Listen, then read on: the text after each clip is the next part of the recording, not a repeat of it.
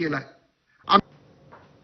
बघूयात पुढची बातमी। मुंबईमधल्या मेलडी रोडच्या आवाजाचा डेसिबल आता तपासला जाणार आहे।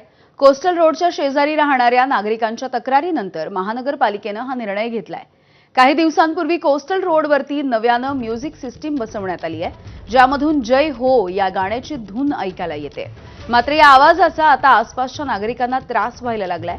मेलडीच्या रोडच्या आवाजामुळे या रात्री झोप येत नाही अशी तक्रार देखील ब्रिज कँडी इथल्या रहिवाशांनी केली आहे। यानंतर कंत्राटदाराला मेलडी आवाजाचा डेसिबल तपासून हा आवाज कशा पद्धतीने कमी करता येईल याविषयी काम करण्याचे निर्देशही महानगरपालिकेनं दिले आहेत।